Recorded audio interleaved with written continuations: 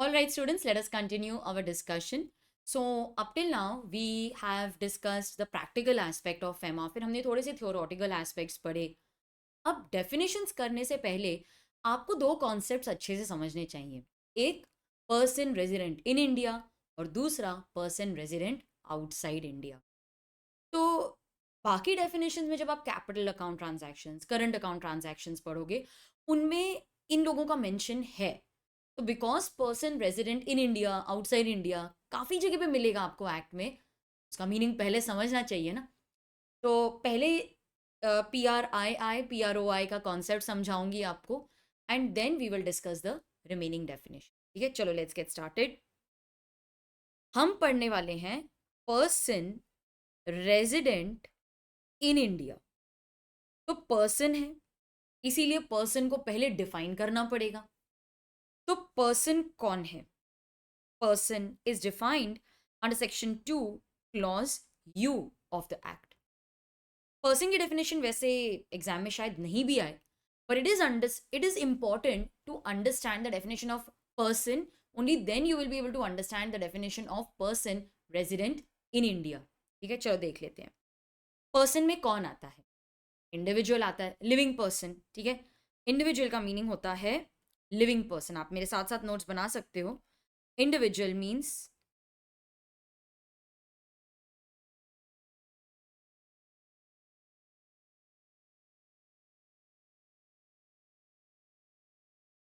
living person. Hindu undivided family, HUF. Company, yes, company. Firm, partnership firm. Association of persons, body of individuals, whether incorporated or not. AOP आपने tax में पढ़ा होगा. BOI ये भी आपने tax में पढ़ा होगा. तो individual, living person. Hindu undivided family, HUF. Company, firm, association of persons, body of individuals, whether incorporated or not. Every artificial juridical person. Artificial juridical person. अब ये कौन होता है? नीचे हमने उसको डिफाइन भी किया है. So it is a legal entity created by law. इसका सिंपल मीनिंग है that it is a separate person in the eyes of law. Okay, तो जुरिडिकल बेसिकली मीनिंग होता है legal person. It is a legal entity which is created by law. इसका simple interpretation है it is a separate legal person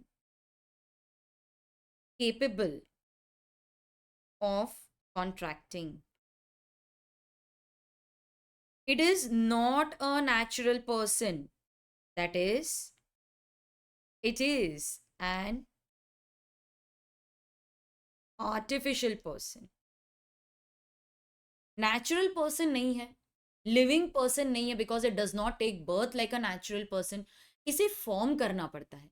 ये एक legal entity है, मतलब it is having a separate legal status in the eyes of law, लेकिन इसको form करना पड़ता है. So this natural person actually होता है लिविंग पर्सन.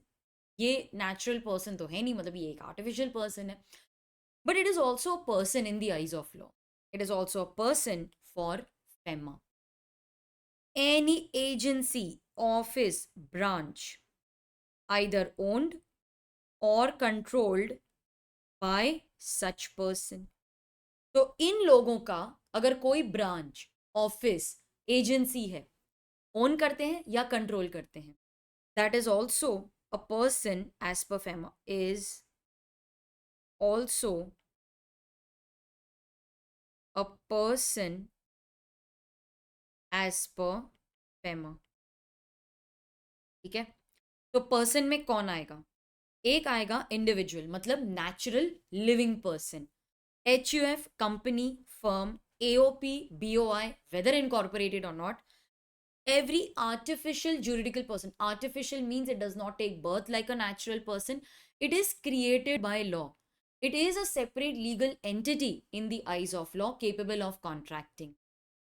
तो एक artificial juridical person, any agency, office, branch, either owned or controlled by such persons. That agency, office, branch is also a person in the eyes of law. Ma'am यहाँ पर ये क्यों लिखा है?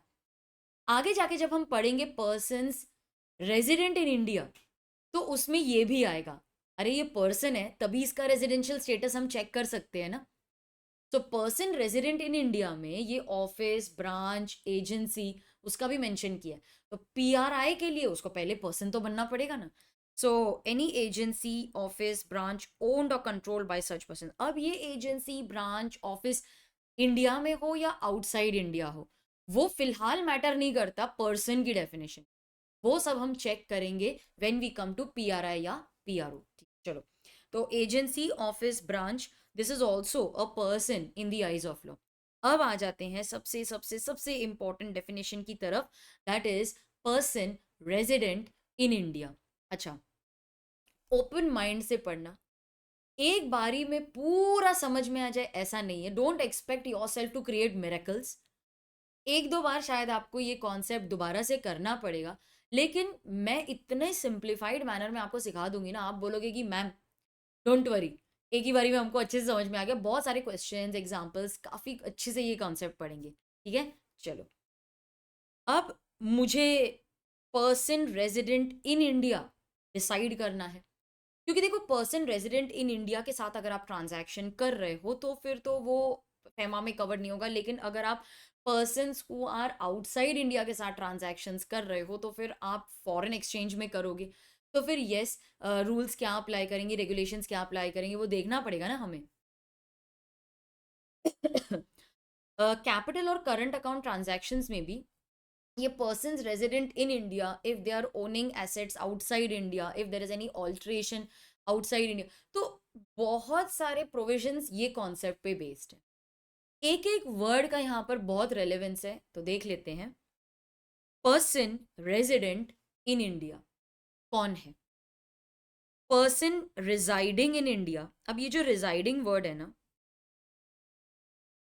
This actually indicates permanency. Ma'am what is the meaning of permanency? Permanency का meaning होता है कि देखो एक एयर होस्टेस है, ठीक है, एक एयर होस्टेस है, वो इंडिया, दुबई, यही उसका रूट है, तो वो इंडिया काफी बार आती है। अब यहाँ पर उसका लेओवर है। अब वो layover, let's say for example आधा साल तो वो यहीं पे रहती है। That does not mean that she has become a person resident in India, क्योंकि ये उसकी परमानेंट बेस थोड़ी। परमानेंसी मतलब यहाँ पर आती है, जाती है, जब लेओवर होता है तभी आती है, अपनी मर्जी से तो आती है नहीं। एयरलाइन बोलती है अभी तुमको जाना है, यहाँ पर रुकना है, तो ठीक है रुक जाते हैं हम। उसका रूट ही ये है कि उसको इंडिया में वो काफी बार आती है। रूट चेंज भी हो गया तो यहाँ पर वो रुकने के लिए ले हो रहा था, भाई मर्जी से तो आते हैं नहीं। तो बोला है यहाँ पर रुक जाओ, तो भले ही वो ज्यादा टाइम यहाँ पर रह रही हो, but then also she will not be considered as a person resident in India. तो ये जो रेजिडेंसी वर्ड है, ये जो रिजाइडिंग वर्ड है, इट लीन्स टूवर्ड्स, ये थोड़ा आपको इंडिकेट करता है that there should be some kind of permanency. Permanency इसका मतलब ये नहीं कि आप परमानेंटली यहाँ पर रह जाओ, नहीं, लेकिन आप एक कंटिन्यूस पीरियड के लिए तो रहो, या आप इंटेंशनली यहाँ पर आए हो, ऐसा कुछ तो पता। आ रहे हो, जा रहे हो, एक दिन आ रहे हो, 2 दिन जा रहे हो, फिर 2 दिन आ रहे हो, फिर 3 दिन जा रहे हो, हफ्ता जा रहे हो, फिर एक दिन आ रहे हो, वो सब की बात हम नहीं कर रहे। ठीक है, तो person residing in India for more than 182 days. अच्छा, ये जो मोर देन 182 डेज है, ये कंटिन्यूस पीरियड ऑफ 182 डेज ऐसा होना जरूरी नहीं है। पहले आप 3 महीने के लिए आए, फिर आप 3 महीने के लिए आए, फिर आप 1 महीने के लिए आए। इन द प्रीवियस फाइनेंशियल ईयर अगर आप 182 डेज तक इंडिया में, 182 डेज से ज्यादा, मोर देन 182 डेज लिखा हुआ है, तो इसका मतलब है you should be in India for more than 182 days, then only you will be considered as a person resident in India. Ma'am अगर एग्जैक्ट 182 डेज रहेगा तो नहीं, वो नहीं चलेगा। Then you are not a person resident in India. PRII का मतलब होता है पर्सन रेजिडेंट इन इंडिया। तो ये जो रिजाइडिंग वर्ड है, ये मुझे सम सॉर्ट ऑफ परमानेंसी की बात करता है। आया जाया, एक आध दिन, वो सब नहीं हम गिन रहे हैं। अगर आप इंडिया में मोर देन 182 डेज रहते हो, मोर मतलब 182 डेज से ज्यादा, मैम एग्जैक्ट 182 डेज अगर हम इंडिया में है then you are not a person resident in India. अच्छा, कब पकड़ा जाएगा ये? During the last 12 months? नहीं, your status should be during the course of the preceding financial year. इसको जरा एग्जाम्पल से समझ लेते हैं। लेट्स से कि मेरा फाइनेंशियल ईयर है 2020-21, तो इस साल में मैं पर्सन रेजिडेंट इन इंडिया हूं या नहीं वो डिटरमिन किया जाएगा whether in the previous financial year I was staying in India for 182 for more than 182 days और नॉट। तो इसका मतलब है कि मेरा जो प्रीवियस फाइनेंशियल ईयर है विच विल बी 2019-2020, अगर इसमें मैं मोर देन 182 डेज इंडिया में रही, ठीक है, इन इंडिया लिख देती हूँ, दैट विल बी बेटर। अगर मैं प्रीवियस फाइनेंशियल ईयर में मोर देन 182 डेज इंडिया में रही then I am a person resident in India for the financial year beginning from 1 April 2020। ठीक है, तो इस साल मैं पर्सन रेजिडेंट इन इंडिया का स्टेटस ले सकती हूँ कि नहीं वो डिटरमिन होगा कि मैं प्रीवियस फाइनेंशियल ईयर में कितने दिन इंडिया में थी। If I am there in India for more than 182 days in that previous financial year, तो इस साल में 1 April onwards I will be considered as a person resident in India। तो हम अब तक हमने क्या पढ़ा कि रेजिडेंसी थोड़ी सी परमानेंसी मांगती है। If you are in India for more than 182 days, exact 182 days will not make you a person resident in India. तो आप 182 डेज से ज्यादा अगर इंडिया में हो, लेकिन क्या वो 12 मंथ्स की बात कर रहे? नहीं, वो प्रीवियस फाइनेंशियल ईयर की बात करें। तो अगर प्रीवियस फाइनेंशियल ईयर में मैं 182 डेज इंडिया में हूँ, 182 डेज से ज्यादा, then in the current financial year my status will be of a person resident in India. ठीक है, but it does not include, but it does not include का मतलब क्या है? This is some sort of exception.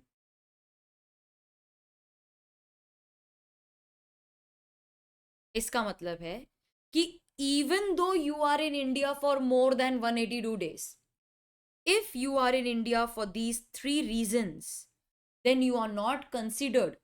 Sorry, if it is for these, you're not in India, you're out of India for these three reasons, then you will not attract the provisions of a person resident in India। Ma'am एक बार आप फिर से बता दीजिए मैं क्या बोल रही हूँ। But it does not include का मतलब है कि ये एक एक्सेप्शन क्रिएट कर रहे हैं। इसका मतलब है कि अगर आप out of India in reasons के लिए चले जाते हो तो ये 182 डेज का चेक वैक हम नहीं रखेंगे। एग्जाम्पल से समझ लेते हैं, प्रोविजंस भी कर लेते हैं, इजीली आपको समझ में आ जाएगा। Now it does not include person who has, आप हाईलाइट करो मेरे साथ, गॉन आउट ऑफ इंडिया और who stage outside India in either of these cases. कौन से केसेस के लिए आप बाहर गए हो? For taking up employment outside India. अच्छा, आप अगर एम्प्लॉयमेंट के लिए आउट ऑफ इंडिया गए हो then you are not considered to be a person resident in India. एक एग्जाम्पल कर लेते हैं। लेट्स से फॉर एग्जाम्पल कि मिस्टर एक्स जो है ना वो इंडिया में थे for more than 182 days. So let's say that he was in India for 184 days. ठीक है, फिर वो बाहर चले गए, he went outside India for employment.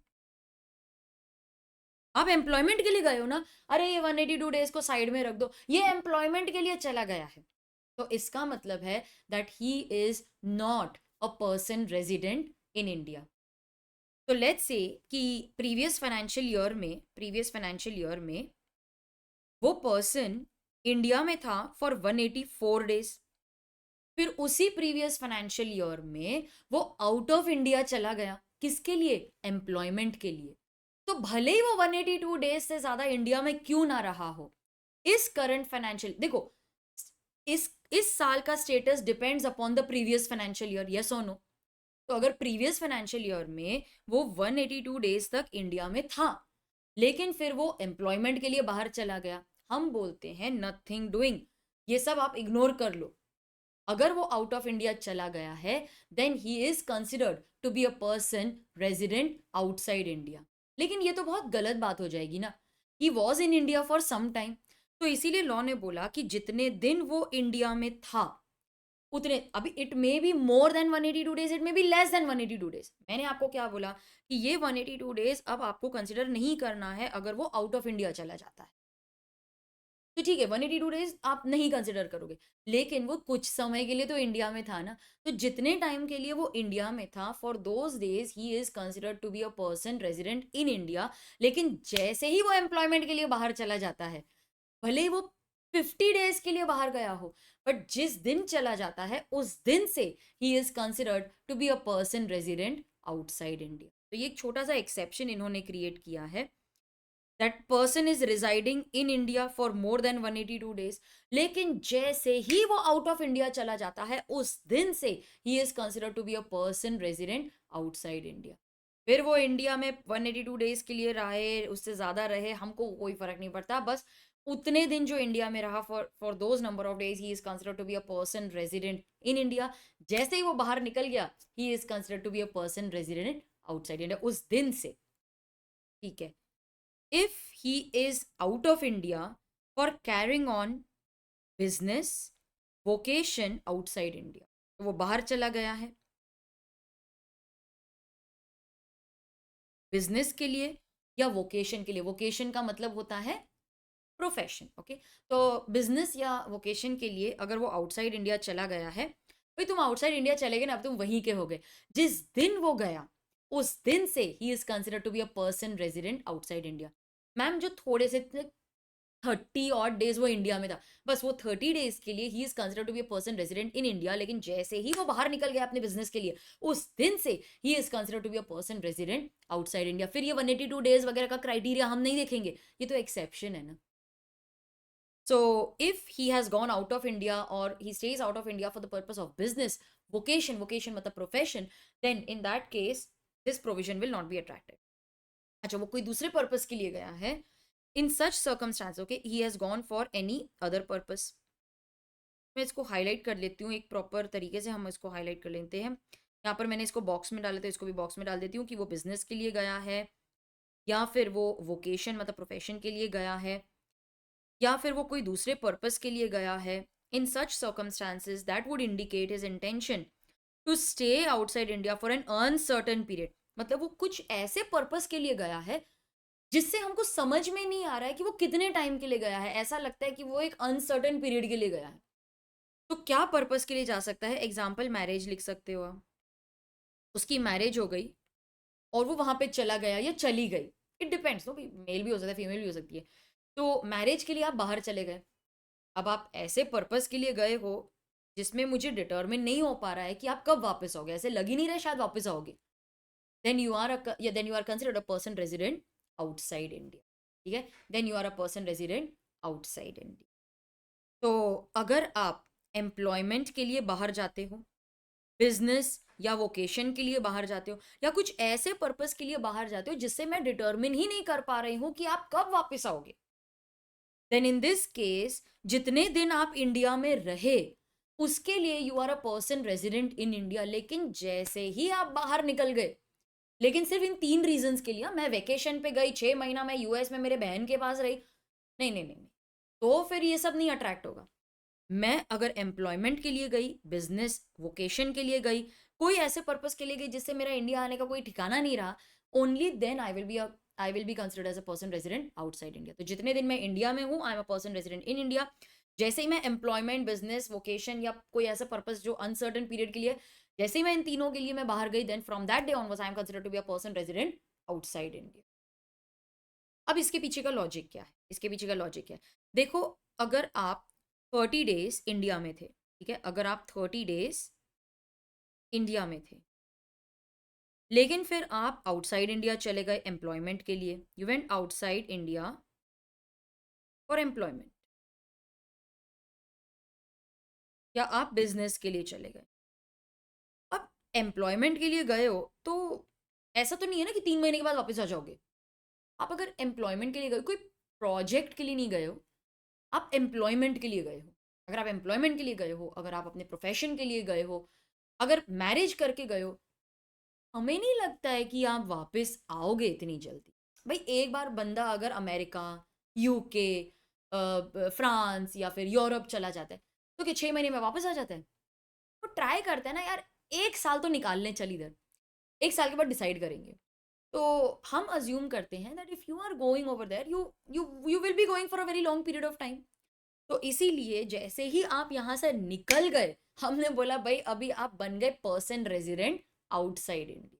ठीक है, तो भले ये पर्सन इंडिया में कितने भी टाइम पे रहा हो, जैसे ही आप चले गए वहां पे, then you will be considered as a person resident outside. ठीक है। इसमें ना मुझे आपके साथ एक और एग्जांपल डिस्कस करना है इस अनसर्टेन पीरियड को लेकर। एक इंडियन डॉक्टर है, ठीक है, इंडियन डॉक्टर है, उसको दुबई में किसी प्रिंस ने या फिर बहुत ही अमीर पर्सन ने अपने बेटे का इलाज करने के लिए बुलाया है कि एक डॉक्टर है। वो वहाँ पर गया, ना तो नहीं बोल सकते ऐसे, वो नाराज़ हो जाते हैं वो लोग। तो एक बहुत ही अमीर पर्सन था, उसने अपने बेटे के इलाज के लिए इस डॉक्टर को बुलाया और डॉक्टर को बोला देख, जब तक मेरा बेटा ठीक नहीं हो जाता तब तक तू इधर ही रहेगा। तो क्या वो एक सर्टेन पीरियड माना जाएगा या अनसर्टेन माना जाएगा? अब लॉ क्या बोलता है कि जैसे ही वो ठीक हो गया तुम वापस आ जाओगे ना। मतलब तुम ऐसा तो नहीं है कि वहां पर बसने ही चले गए। जैसे ही आपका वो काम हो जाएगा आप आओगे ना। अभी ये नहीं पता है मुझे कि वो कितने टाइम में ठीक होगा, वो 1 महीने में भी ठीक हो सकता है, 2 महीने में भी, 6 महीने में भी, 1 साल, लेकिन जैसे ही वो ठीक हो गया आप वापस तो आ जाओगे ना। then that is considered to be a certain period and you are not considered as a person resident outside India. In fact, you are considered as a person resident in India. ठीक है। तो if you are going out of India, जैसे ये doctor गया था, लेकिन आपको पता है कि जैसे ही उसका वो इलाज हो जाएगा, वो ठीक हो जाएगा, अभी नहीं पता वो 1 साल में ठीक होगा या 2 साल में ठीक होगा या 6 महीने में ठीक हो जाएगा, आना तो सर्टेन है ही ना। Then you are a person resident in India. ठीक है। लेकिन अगर आप मैरिज के लिए चले गए, अब मुझे नहीं पता, जब तक हस्बैंड रहेगा तब तक रहेंगे, जब तक वहां पर काम है तब तक रहेंगे, नहीं नहीं पता है ना। Then you are considered as a person resident outside India. तो ये बहुत छोटी छोटी बातें हैं, लेकिन अगर आपको एग्जाम में ऐसा कोई प्रैक्टिकल क्वेश्चन आ जाता है, देन ये तो पता होना चाहिए ना आपको। ठीक है। अब हमने जितना पढ़ा है ना, उसके छोटे छोटे नोट्स बनाते जाते हैं ना, फिर क्या होगा ना, हमको एंड में प्रेशर नहीं आएगा। We can refer this note for exam. Okay now, अब तक मैंने आपको क्या बताया कि residency depends upon the number of days that you are in India. जितने दिन आप इंडिया में हो वो डिटर्मिन करेगा आप पर्सन रेजिडेंट इन इंडिया हो या आउटसाइड इंडिया हो। लेकिन उसमें हमने सबसे पहली एक्सेप्शन क्या पढ़ी, मेरे साथ साथ लिखो। If a person goes out of India, ठीक है, if a person goes out of India. Now if the person goes out of India, हमने एक्सेप्शन में क्या पढ़ा था, वो किसके लिए गया है, एम्प्लॉयमेंट के लिए गया है, या फिर वो बिजनेस या वोकेशन के लिए गया है। वोकेशन का मीनिंग क्या बताया था मैंने आपको, प्रोफेशन के लिए गया है। ठीक है। या फिर वो किसी अनसर्टेन पीरियड के लिए गया है, कुछ ऐसा पर्पस है जिसमें मैं डिटर्मिन नहीं कर पा रही हूँ कि वो कितने पीरियड के लिए गया है। आपको चाहिए तो आप ऐसे भी लिख सकते हो, other purpose for stay for uncertain period. Yes, वैसे भी अगर आपको थोड़ा डिटेल में लिखना है, for other purpose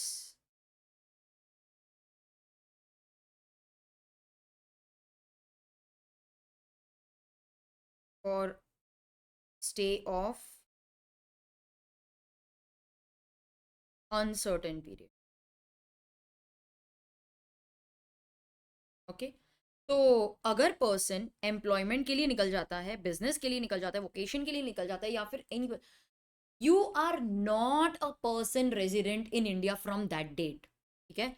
So you are not a person resident in India from that date. In fact, you are a person, in fact, from that date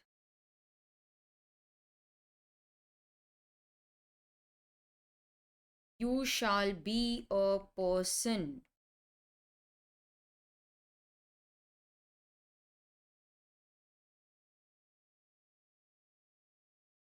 resident outside India. Okay? तुम बाहर गए ना, तुम out of India गए ना, तो तुम वहीं के हो गए. ठीक है, तुम वहीं के हो गए. अभी ऐसा याद रखो, तुम गए ना आउट ऑफ इंडिया, अभी तुम वहीं के हो गए. किसके लिए गए हो? एम्प्लॉयमेंट के लिए, बिजनेस के लिए, वोकेशन के लिए. मैम हम तो वैकेशन मनाने गए थे. हाँ नहीं, तो फिर ये एक्सेप्शन अट्रैक्ट नहीं होगा. फिर हम देखेंगे क्या तुम 182 डेज इंडिया में थे, तो तुम person resident in India.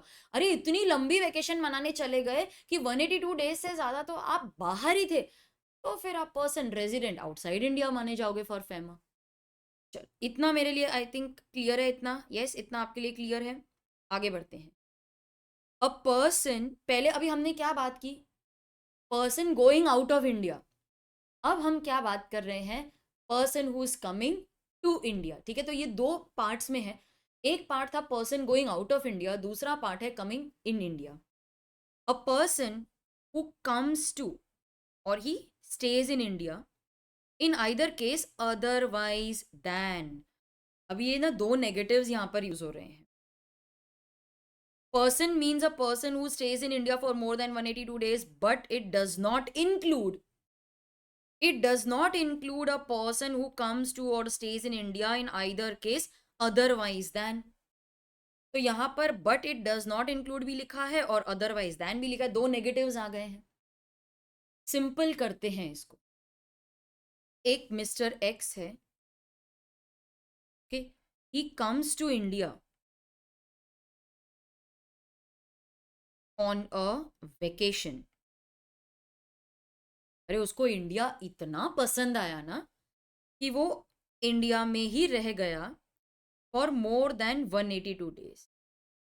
But आया तो वेकेशन के लिए है ना, तो हम उसको पर्सन रेजिडेंट इन इंडिया नहीं मान सकते भाई. वो वापस चला ही जाने वाला है. कोई परमानेंसी नहीं दिख रही है मुझे इधर. वो जाएगा जब उसका मन भर जाएगा, तो जाने वाला है ना. So in this case he is not a person resident in India. आप समझे? He is not a person resident in India.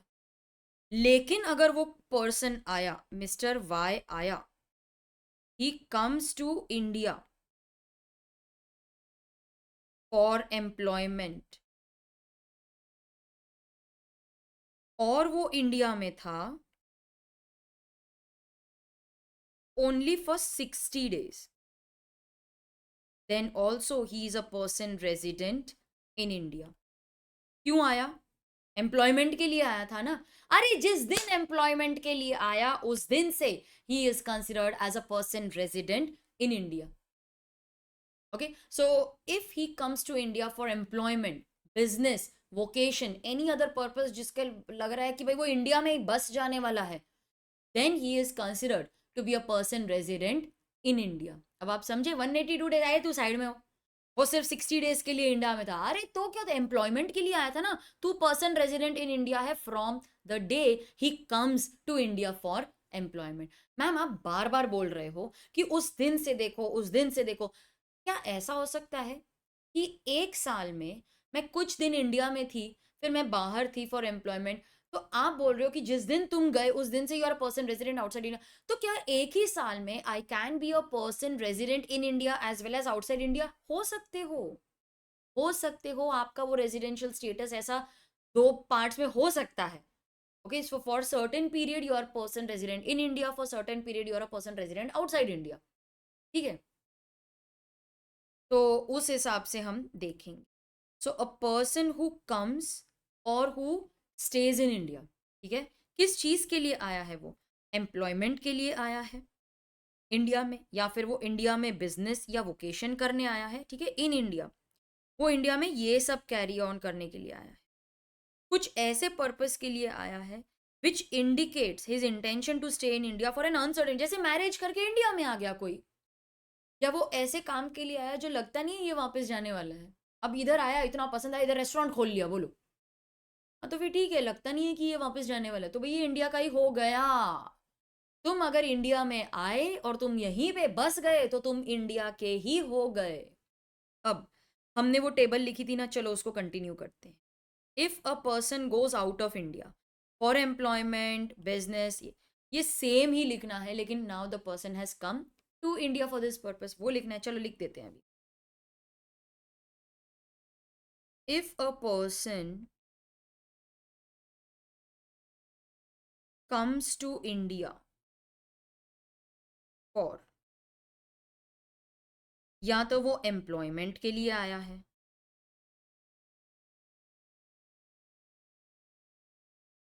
या तो वो, बोलो, business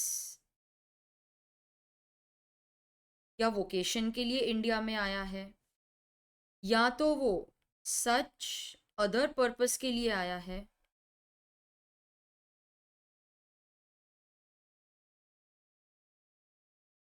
for stay of uncertain period, पता नहीं चल रहा है।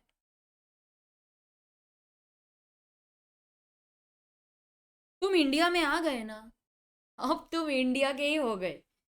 Then he is considered to be a person resident in India. ठीक है, देन यू आर, तुम इंडिया में आए, तुम इंडिया के ही हो गए। अच्छा मैम, क्या वो एम्प्लॉयमेंट बिजनेस वोकेशन इसके लिए आएगा तो ये एप्लीकेबल होगा?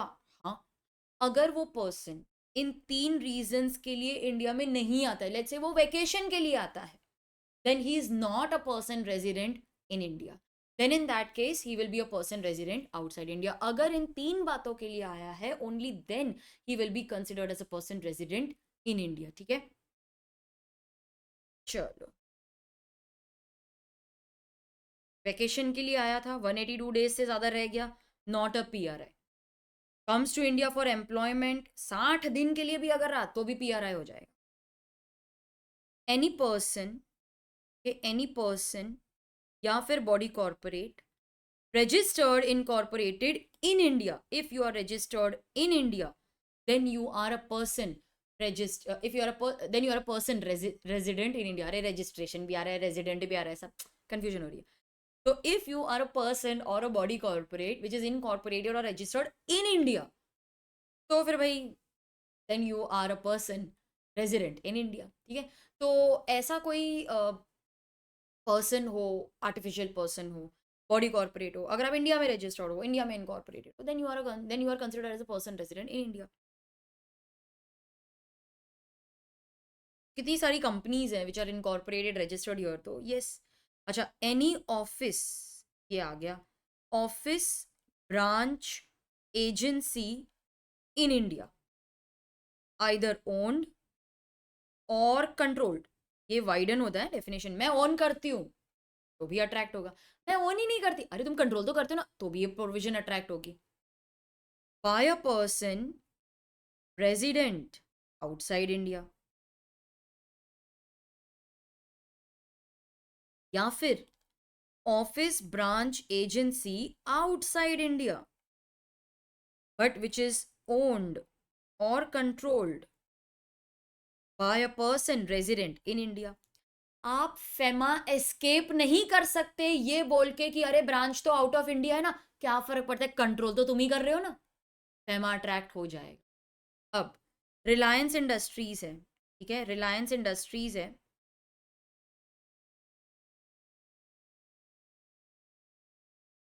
रिलायंस इंडस्ट्रीज, ये एक पर्सन रेजिडेंट इन इंडिया है, क्यों? Because it is a company body corporate registered incorporated in India, ये तो पर्सन रेजिडेंट इन इंडिया है। इसने एक ब्रांच या एजेंसी खोली, रिलायंस ने अपना एक ब्रांच खोला सिंगापुर में।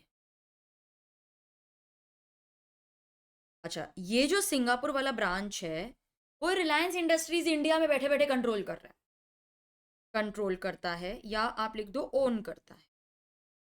तो ये जो रिलायंस का सिंगापुर वाला ब्रांच है ना, this is person resident in India. आप समझे, this is a person resident in India. अच्छा, एक ऑफिस ब्रांच एजेंसी ओन्ड और controlled by a person resident outside India. तो पर्सन रेजिडेंट आउटसाइड इंडिया में ले लेते हैं हमारा अमेजोन वाला एग्जांपल।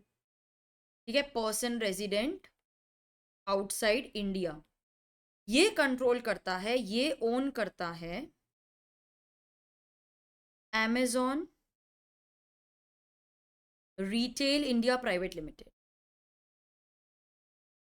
अब मैं मान रही हूं कि ये एक ब्रांच है, ठीक है, रिटेल इंडिया एक ब्रांच है। अब ये तो है पर्सन रेजिडेंट आउटसाइड इंडिया, लेकिन वही कंट्रोल करता है ना, कहाँ है तुम्हारा ब्रांच, इंडिया में है ना। So this is considered person resident in India. Ma'am ऐसा क्यों किया है उन्होंने? देखो, अब मैं गई अमेजोन के एक ब्रांच से, मैंने कोई ट्रांजैक्शन कर लिया। आप बोलोगे अरे क्योंकि ये Amazon person resident outside India, तो उसका ब्रांच भी पर्सन रेजिडेंट आउटसाइड इंडिया हो जाएगा, फेमा अप्लाई कर देगा। लोग तो परेशान हो जाएंगे, वो बोलेंगे यार लेकिन है तो ये इंडिया में, मैं तो इसको रुपीज में पेमेंट करूंगी ना, तो फेमा क्यों अप्लाई होगा? लॉजिकली सोचो, अगर Amazon person incorporated outside India है और उसका एक ब्रांच या उसका एक ऑफिस या एजेंसी इंडिया में है, और आप इसको भी बोलते हो कि नहीं because it is owned and control by a person resident outside, ये भी रेजिडेंट आउटसाइड इंडिया, अरे फिर यार लोग बिजनेस कैसे करेंगे उसके साथ में? फिर बार बार फेमा अट्रैक्ट हो जाएगा। तो हम बोलते हैं नहीं, this is considered to be a person resident in India. ठीक है, तो हमने क्या पढ़ा यहाँ पर कि 182 डेज का जो क्राइटेरिया है वो प्रीवियस फाइनेंशियल ईयर का हम देखेंगे और करंट फाइनेंशियल ईयर में डिसाइड करेंगे कि आप पीआर आए हो या पीआर ओ आए हो। ये लोग अगर इंडिया के बाहर गए एम्प्लॉयमेंट के लिए या फिर बिजनेस के लिए, वोकेशन के लिए, वो इंडिया के बाहर गए, वो वहीं के हो गए। अगर वो इंडिया में आ जाते हैं कोई दूसरे पर्पस के लिए अदर देन एम्प्लॉयमेंट वोकेशन, तो फिर भाई तुम ये प्रोविजन अट्रैक्ट नहीं करो, तुम पीआरआई नहीं हो। लेकिन अगर तुम एम्प्लॉयमेंट के लिए आ गए, बिजनेस के लिए आ गए, वोकेशन के लिए आ गए, इन तीन पर्पसेस के लिए आ गए, then you are consider to be a person resident in India. आपको चाहिए तो आप यहाँ पर लिख सकते हो considered as person resident in you are considered as person resident in India। ठीक है, अब ये जो है ये मैंने मॉड्यूल से लिया है, मुझे बहुत अच्छा लगा जिस तरीके से उन्होंने पूरा एक्सप्लेन किया है, तो आई रियली लाइक्ड इट। तो मैंने वही सेम यहाँ पर भी लिखा ताकि हम वो डिस्कस कर लें। There are three limbs in the definition, three limbs मतलब थ्री पार्ट्स हैं। ब्रांच बोल लो, the first limb prescribes, okay, the first limb prescribes the number of days of stay. तो ये देखो ये फर्स्ट लिम हो गया, ये रहा। ठीक है, ये सेकंड हो गया लिम और ये third. First limb prescribes the number of days of stay और उसी में दो एक्सेप्शंस हैं।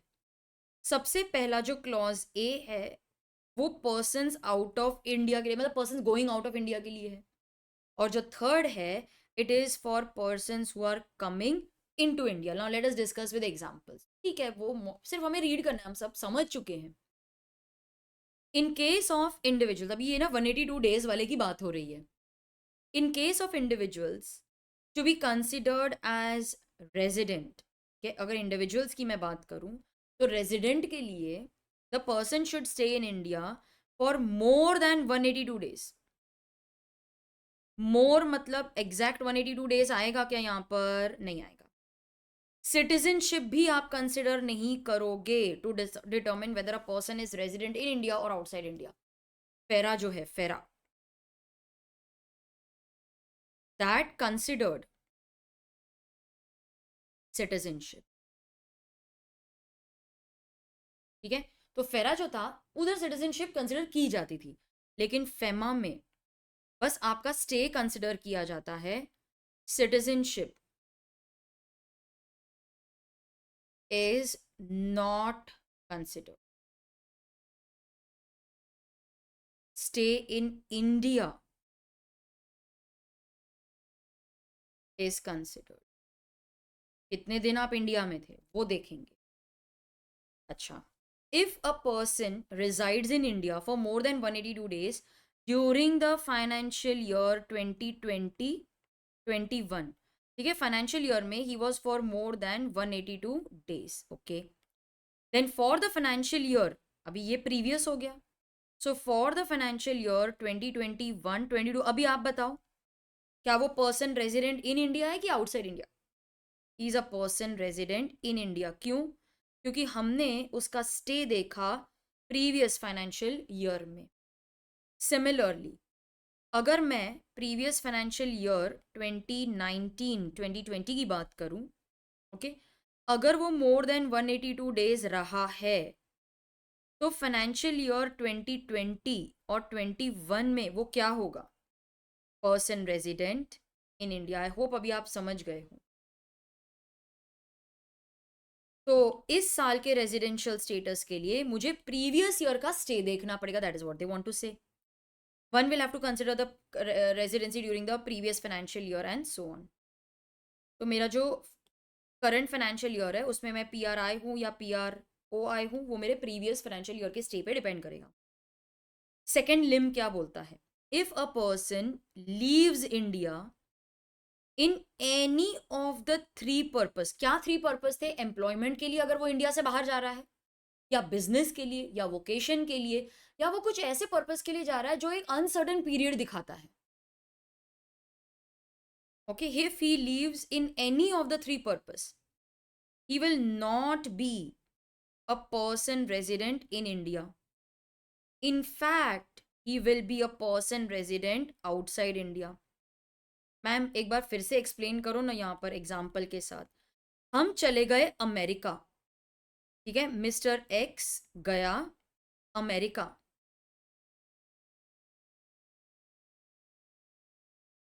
वेकेशन के लिए. तो इन दैट केस क्या ये एक्सेप्शन अट्रैक्ट होगा? नहीं होगा. लेकिन अगर वो चला गया अमेरिका एम्प्लॉयमेंट के लिए, अरे तू जिस दिन निकला है ना, उस दिन से, from that day, you are person resident outside India. और मैम जो पीरियड वो इंडिया में था, अरे उसके लिए तो is a person resident in India only ना. एग्जाम्पल कर लेते हैं, एग्जाम्पल कर लेते हैं. If a person leaves India on 1 November 2021, तो डेट लिख देते हैं, 1 नवंबर 2021 को वो इंडिया के बाहर चला गया. कि ही लीव्स इंडिया. तो ये कौन से फाइनेंशियल ईयर की बात हो रही है? 2021, 22. ये फाइनेंशियल ईयर आइडेंटिफाई करना आपके लिए बहुत इंपॉर्टेंट है. For the financial year 2021-22, for the financial year 2021-22, वो 1 नवंबर 2021 को इंडिया छोड़ के चला गया. ही will be a non resident. Okay, from second. मेरे हिसाब से ये फर्स्ट होना चाहिए. जिस दिन तुम निकले उस दिन से तुम पर्सन रेजिडेंट आउटसाइड इंडिया हो गए. क्यों? अरे अगला सेंटेंस ही उन्होंने कॉन्ट्राडिक्टरी लिखा है, देखो. If a person goes and stays out of India for carrying on business, he will be a PRO from that date. From that date लिखा है, मतलब जिस दिन गया उस दिन से. तो फिर यहां पर अगला दिन क्यों लिया है? सोचने वाली बात है कि नहीं? तो इसीलिए जिस दिन वो गया, 1 नवंबर को गया, 1 नवंबर से ही इज अ PROI, मतलब person resident outside India, from 1 नवंबर. ठीक है, ही is PROI even though his number of days in India is more than 182 days. मैंने आपको बोला था इन एक्सेप्शंस के लिए वो 182 डेज. अरे तू साइड में हो, तू एम्प्लॉयमेंट के लिए है ना, तू पर्सन रेजिडेंट आउटसाइड इंडिया है. फॉर द फाइनेंशियल ईयर 2021-22 जिसकी हम बात कर रहे हैं, वो कुछ महीने तो इंडिया में रहा ना, कुछ पीरियड तो था ना. तो 1 अप्रैल 2021 से लेकर 1 नवंबर, और कैन आई से, हाँ लिखूं, ऐसे लिखती हूँ. 1 अप्रैल 21 से लेकर 30 अक्टूबर 21 तक, अक्टूबर तक, ठीक है, ये पीरियड में तो वो इंडिया में था. तो he is a person resident in India. लेकिन जैसे ही वो निकल गया, he becomes a person resident outside. For the financial year the person will be PRI till 1 नवंबर. मैं तो नहीं बोलूंगी 1 नवंबर, मैं बोलूंगी 30 अक्टूबर. He will then be a PRO after that. अच्छा, अब इन्होंने ना थोड़ा और आगे की सोची है. अब उन्होंने चालू कर दिया है फाइनेंशियल ईयर 2022-23, मतलब 1 अप्रैल 2022 पे आ गए हैं वो लोग. अरे वो केस में तो he will continue to be PROI only ना, क्योंकि वो बाहर चला गया है एम्प्लॉयमेंट के लिए, रहेगा उधर ही. So as long he will continue to remain PROI as long as he stays out of India for employment. ठीक है. तो अगर वो एम्प्लॉयमेंट के लिए बाहर गया है तो जितना टाइम वो बाहर है तब तक वो PROI ही माना जाएगा. तो जितने दिन वो इंडिया में था उसके लिए वो PRI है. जैसे ही वो निकल गया वो PROI बन गया. अरे 182 डेज वो साइड में हो, एम्प्लॉयमेंट के लिए गया है. ठीक है. तो इस तरीके से आप समझोगे. If a person intends to stay out of India for uncertain period, a person has green card. Green card entitles them to stay in India and eventually become a citizen. अरे किसी के पास ग्रीन कार्ड है तो थोड़ी ना India वापस आएगा. If he goes abroad start staying in US he will be a non resident from that day. देखो इधर भी लिखा है from that date, not from the next day, from that date लिखा है. As stay abroad indicates that he is going for an uncertain period. तो अरे यार तुम अगर ग्रीन कार्ड होल्डर हो तुम तो उधर के हो गए ना, US सिटीजन हो गए तुम, थोड़ी ना इंडिया आओगे वापस. थर्ड लिम क्या बोलते, थोड़ा कॉम्प्लेक्स है. इतना कॉम्प्लेक्स नहीं, हमने सिंप्लीफाई कर लिया. If a person has come to India for a reason otherwise than employment, business circumstances which indicate for uncertain period. Example, vacation के लिए आया है, टूरिज्म के लिए आया है, मेडिकल ट्रीटमेंट के लिए आया है. ये मेडिकल ट्रीटमेंट के लिए आया है, वैकेशन के लिए आया है, तो वो एक नॉन रेजिडेंट ही रहेगा. क्योंकि जैसे ही उसकी मेडिकल ट्रीटमेंट खत्म वो चला जाएगा अपनी कंट्री में. जैसे ही वैकेशन खत्म वो चला जाएगा अपनी कंट्री में. तो अगर वो इंडिया में वैकेशन या मेडिकल ट्रीटमेंट के लिए मोर देन 182 डेज रहा भी, even then he is PROI. लेकिन जैसे ही वो एम्प्लॉयमेंट के लिए आ गया, बिजनेस के लिए आ गया, वोकेशन के लिए आ गया, अनसर्टेन पीरियड के लिए आ गया, वो PRI बन जाएगा. ठीक है. अब तो if he comes for reason otherwise then employment etcetera, मतलब वो वेकेशन के लिए आया, मेडिकल ट्रीटमेंट के लिए आया, वो नॉन रेजिडेंट है. This will be even if he has stayed in India for more than 182 days during the preceding. तो प्रिसीडिंग ईयर में वो भले ही 182 डेज के लिए रहा हो, फर्क नहीं पड़ता ना. 182 डेज के लिए अगर वो रहा भी होगा तो भी वो वेकेशन के लिए ही आया था ना, मेडिकल ट्रीटमेंट के लिए आया था, तो PROI ही रहेगा. Person comes to India on 1 June, तो मतलब हम फाइनेंशियल ईयर 21-22 की बात कर रहे हैं. 1 अप्रैल 21 को शुरू होता है, जाता है 31 मई 21 तक, क्योंकि 1 जून को वो इंडिया आ गया. ठीक है. ये पीरियड में वो आउटसाइड इंडिया था. फिर वो 1 जून को ही केम टू इंडिया. हमेशा टाइमलाइन बनानी चाहिए. He came to India for visiting his parents, but parents बहुत बीमार हो गए तो वो 31 मार्च तक, ठीक है, ईयर एंड तक, 31 मार्च तक 2022 तक, देखो टाइमलाइन बना ली मैंने, वो इंडिया में ही रहा. ही कंटिन्यूज टू से but it is certain that he will leave India in the next 6 months when his parents recover.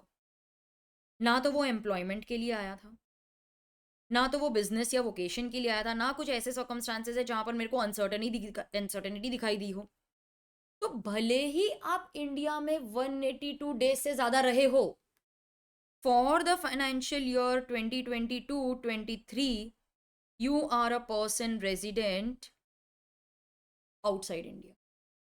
Even if he has resided for more than 182 days in the financial year 2021-22,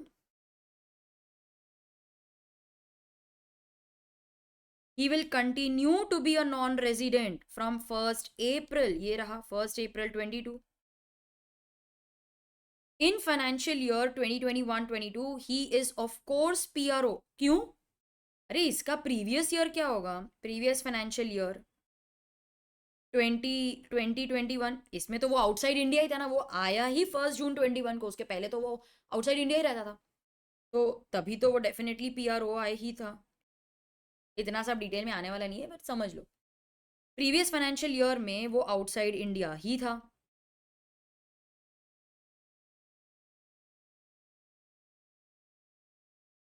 तो financial year 2021-22 में वो PRO आए ही होगा। फिर वो India में आ गया। यस पीआर, फिर वो इंडिया में आ गया और फिर इंडिया में वो काफ़ी टाइम तक रहा। फर्क नहीं पड़ता, मेडिकल ट्रीटमेंट के लिए पेरेंट्स की ना आए ना, एम्प्लॉयमेंट के लिए थोड़ी आए। तू पीआरओ ही होगा, पीआरओ ही होगा, पीआरओ आए। अच्छा, if a person comes to India on 1 June 2021 for employment, अरे चेंज कर दिया ना उन्होंने, एम्प्लॉयमेंट के लिए आया, बिजनेस के लिए आया, सर्कमस्टांसेस जहां वो अनसर्टनिटी थी, then he will be PRI from which date? From 1 June, जिस दिन से वो इंडिया में आया, तब से वो पीआरआई माना जाएगा। समझ में आई आपको मेरी बात?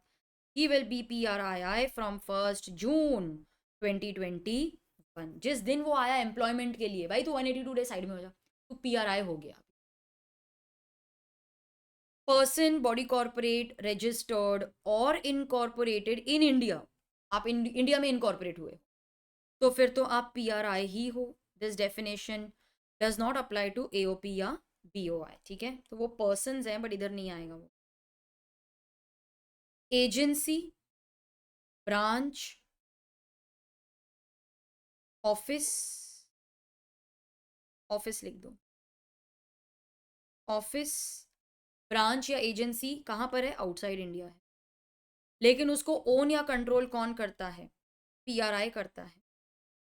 तो भी तुम पर्सन रेजिडेंट इंडिया ही माने जाओगे। ये बहुत इंपॉर्टेंट है, प्लीज इसको हाईलाइट करो। One can not set up a branch outside India and attempt to avoid the FEMA provision. आप ये नहीं बोल सकते हम इंडिया में तो बिजनेस कर ही नहीं रहे ना। अरे कंट्रोल तो तुम ही कर रहे हो ना, तो तुम फेमा को अवॉइड नहीं कर सकते ये बोल के कि बिजनेस तो इंडिया में है ही नहीं, तुम ही कंट्रोल कर रहे हो ना, तुम पीआरआई हो।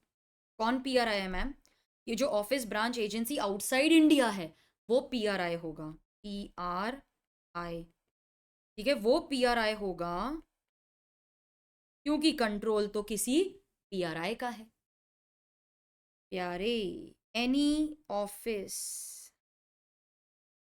ब्रांच एजेंसी इंडिया में है बट इट इज ओन्ड या फिर control by a person resident outside India, तो भी उसको पर्सन रेजिडेंट इन इंडिया ही माना जाएगा। मैम किसको?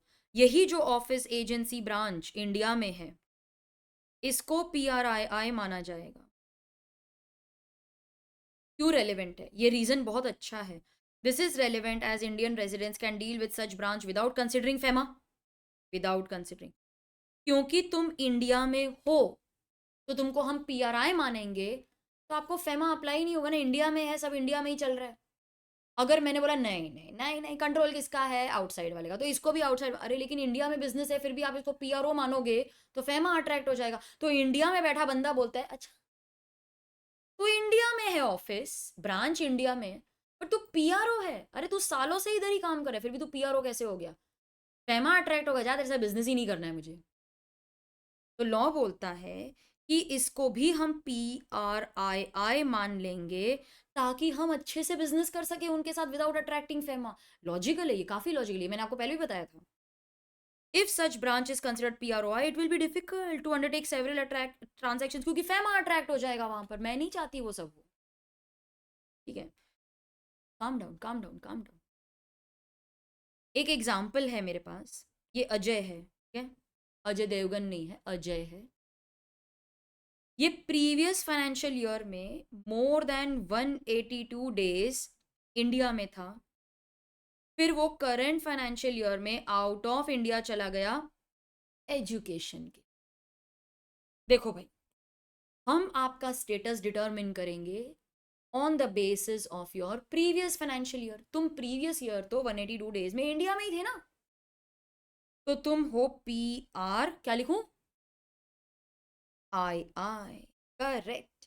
अच्छा, प्रीवियस फाइनेंशियल ईयर में हम मोर देन 182 डेज इंडिया में ही थे, लेकिन हम करंट फाइनेंशियल ईयर में आउट ऑफ इंडिया चले गए for employment on 10th of May. तो मैंने आपको बताया था जैसे ही तुम गए इंडिया से तो तुम वहां के हो गए। तो 1 अप्रैल से 9 मई तक, मतलब मैं क्या बोल रही हूँ कि जो ये मेरा करंट फाइनेंशियल ईयर है ना, उसकी बात हो रही है, current financial year. Current financial year में 1 अप्रैल से 9 मई तक, जब तक मैं इंडिया में थी, तो उसका स्टेटस डिटरमिन होगा मेरे प्रीवियस ईयर में 182 डेज थी ना इंडिया में, PRII हूं मैं, क्योंकि मैं इंडिया में थी, ये पीरियड के लिए मैं इंडिया में थी। तो इसका स्टेटस प्रीवियस फाइनेंशियल ईयर के डेटा पे डिपेंड करेगा। तो प्रीवियसली तो मैं इंडिया में 182 डेज के लिए थी, जैसे ही मैं गई आउटसाइड इंडिया, मैं हो गई person resident outside India from 10th में ऑनवर्ड। समझ गए? तो यहां पर आप PROI हो जाओगे, जैसे ही निकले PROI हो जाओगे, क्योंकि एम्प्लॉयमेंट के लिए जा रहे हो, हमको नहीं लगता वापस आओगे। तो यहाँ पर सोचने वाली बात है, yes a person can have 2 residential status in a year, हो सकता है the day he goes out of India for the above purpose, from that day he is PROI। जो बोल रही हूँ वो लिख के दिया है ताकि आप कभी भूल ना जाओ इस। So a person can have 2 residential status in a year, जब तक वो इंडिया में है तो वो PRII होगा। जैसे ही वो इंडिया से बाहर चला गया, उस दिन से वो PROI हो जाए, उस दिन से। अच्छा, पर्सन कम्स इनटू इंडिया, ये क्या था, person goes out of India लिखना है आपको, तो यहां पर लिख दो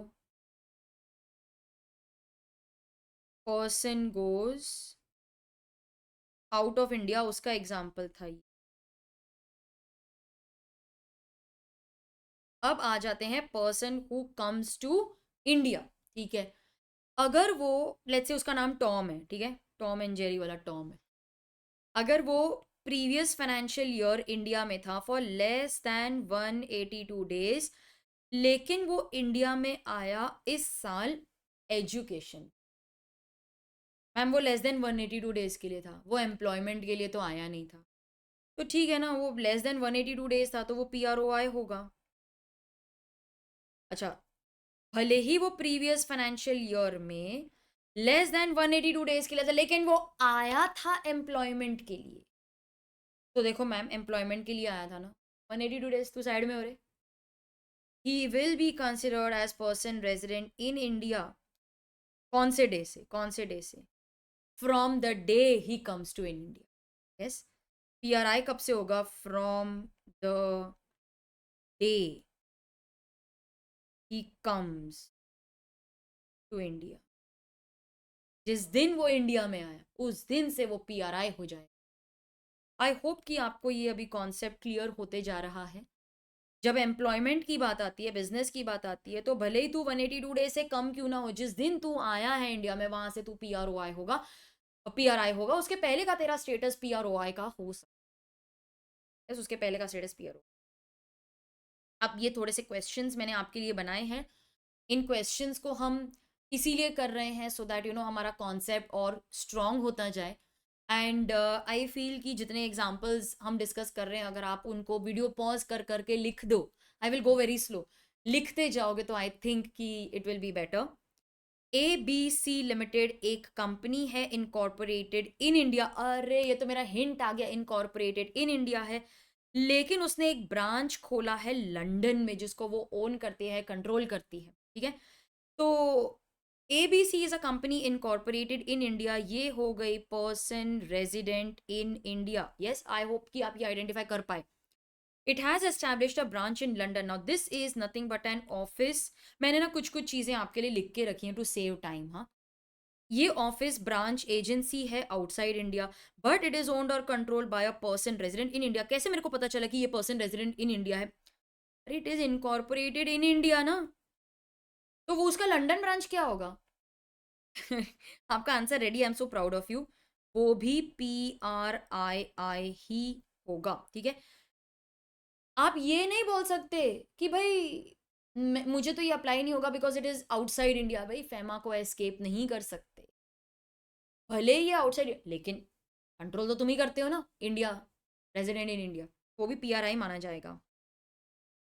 Messrs XYZ is a foreign company, but it has established a branch in New Delhi. Okay, ये एक foreign company है तो person resident outside India हो गई। Established a branch in Delhi, हाँ ठीक है, फॉरेन कंपनी है। तो इसका स्टेटस मैं क्या लिखूँ यहाँ पर, मैंने पहले ही लिख दिया था एक्चुअली, नीचे भी जगह है, PROI लिखूँ यहाँ पर, ठीक है, ये PROI है। But it has established a branch in New Delhi. Now this branch is owned by PROI। अच्छा, PROI है बट उसने ब्रांच तो इंडिया में डाला है ना, तो it is considered as a person resident in India.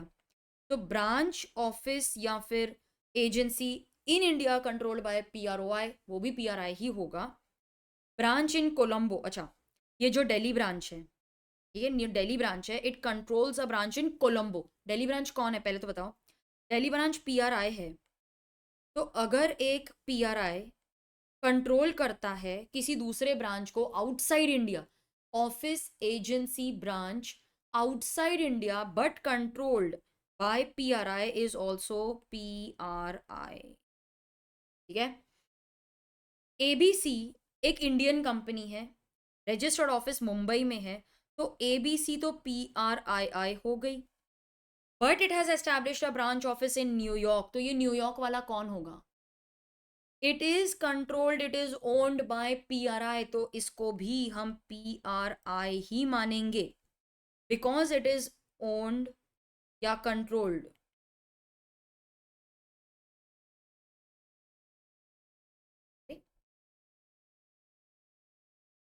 Bye PRI, तो इसको भी हम PRI ही मानेंगे, ठीक है।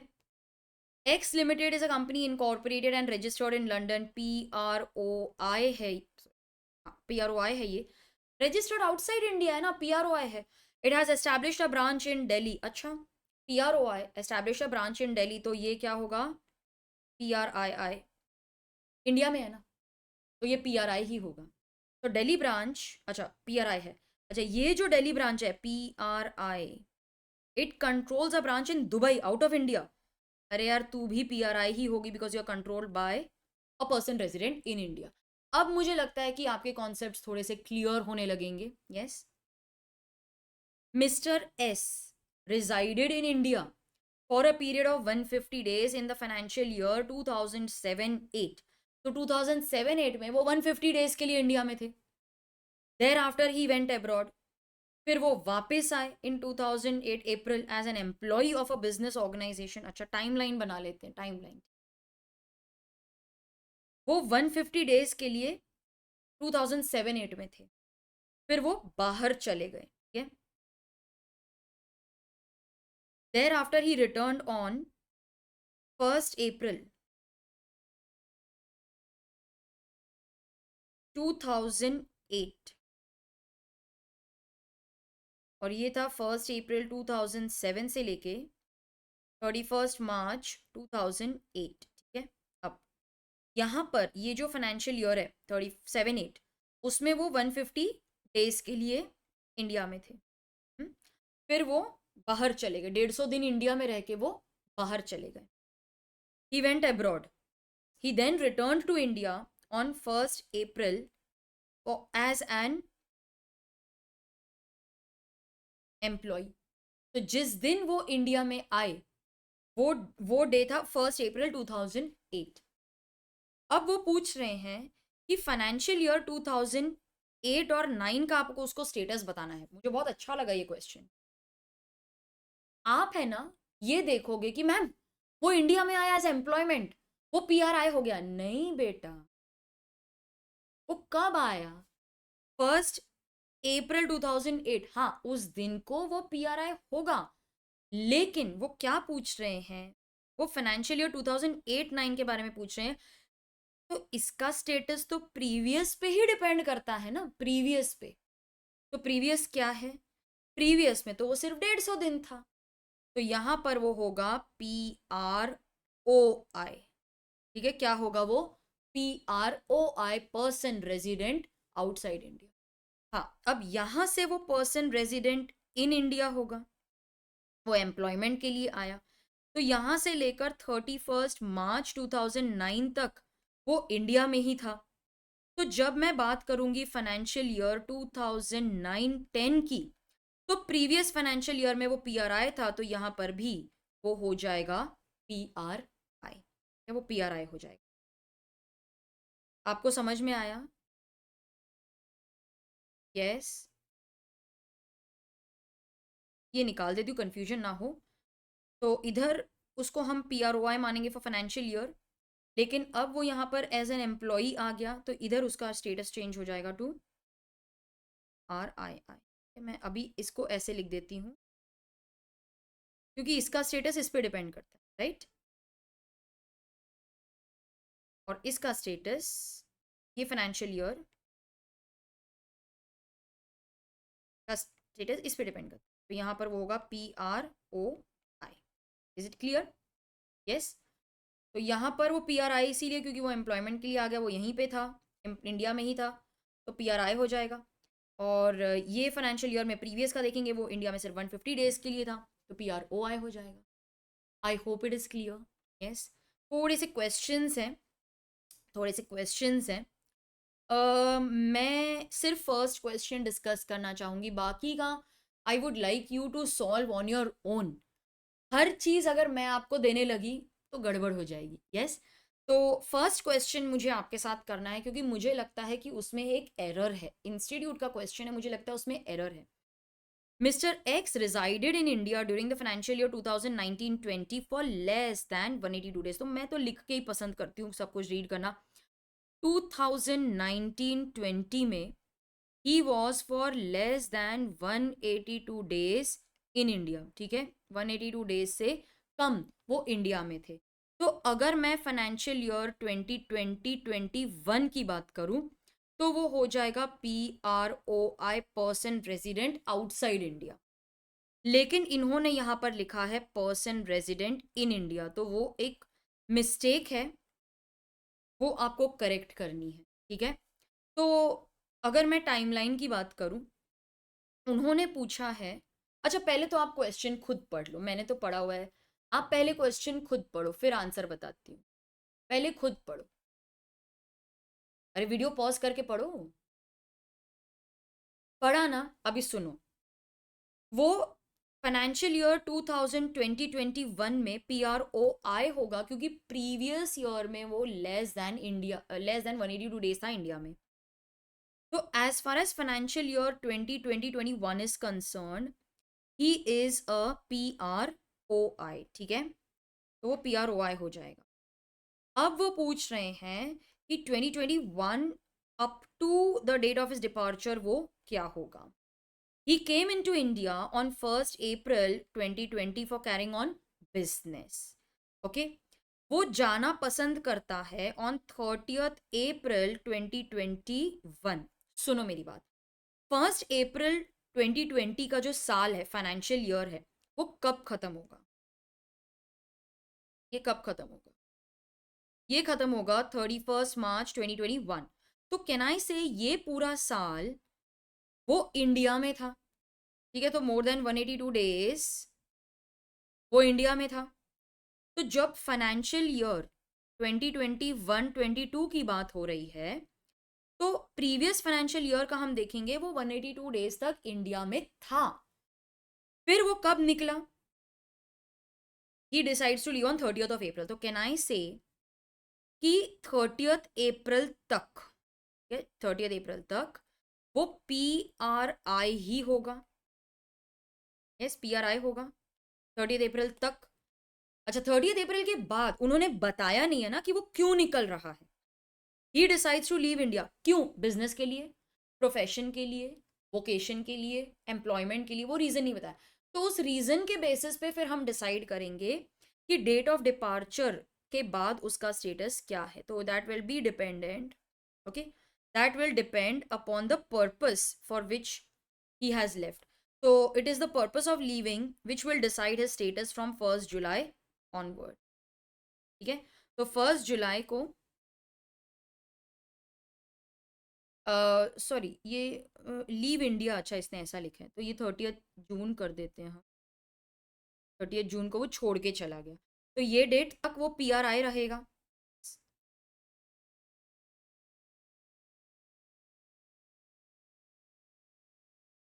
तो फाइनेंशियल ईयर 21-22 में वो PRI रहेगा,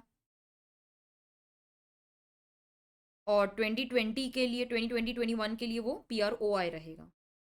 so from 1 April 2020 he is PROI। ठीक है, तो ये रहा 2020-21। उसके लिए मैंने प्रीवियस का देखा, 1920 का देखा, वो लेस देन 182 डेज था। आंसर थोड़ा ना इन्होंने कंफ्यूजिंगली दिया हुआ है मॉड्यूल में। तो 2020-21 के लिए मैंने प्रीवियस ईयर का देखा, वो इंडिया में नहीं था, लेस देन 182 डेज था, तो PROI था। लेकिन फिर वो पूरा साल इंडिया में रहा, तो वो PRI हो गया। तो जैसे ही वो निकल गया, अभी पता नहीं ना किसके लिए निकला है, तो फिर वो PRI है या हुआ है, वो डिपेंड करेगा पर्पस पे।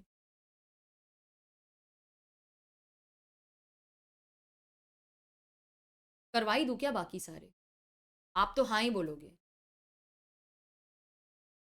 मैं चाहती हूँ कि आप खुद करो, मुझे नहीं स्पून फीडिंग करनी है। आंसर्स दिए हुए हैं, सारे करेक्ट हैं, चेक कर लो। क्योंकि क्या होता है ना कि फिर मैं सब कुछ बता दूंगी तो फिर आपको लगेगा कि मैम ही कराए, मैं अपना दिमाग ही नहीं यूज़ करूँ। नहीं, ये खुद करो, मुझे नहीं पता, ये आप खुद करो। कोई भी डाउट होगा तो मुझे पूछ लेना, लेकिन मुझे नहीं लगता कि आपको कुछ डाउट होगा। मतलब कॉन्फिडेंस कैसे आएगा जब तक खुद कोशिश नहीं करोगे? समझने वाली बात है कि नहीं, कॉन्फिडेंस कैसे आएगा? तो ये 3 खुद करो। ये फर्स्ट में एरर था इसलिए मैंने कराया, नहीं मैंने ऑन एन आफ्टर थॉट सोचा कि नहीं नहीं खुद ही करोगे तो कॉन्फिडेंस आएगा फिर आप। ठीक है, कोई भी डाउट होगा मेरे को पूछो ना। ओके, सो इसके साथ हमारा जो वो PRI PROI होता है, इतना इतना डिस्कशन किया आज हमने, वो फाइनली ख़त्म हुआ। एंड अगले सेशन में मैं बाकी के डेफिनेशंस आपके साथ करूंगी। I will see you there. थक गई यार, अभी भूख लगी, अभी मैं जाती हूँ। आप नेक्स्ट सेशन के पहले ही नहीं ये सब पढ़ के रखना, ठीक है? Read all this and then I will meet you next time.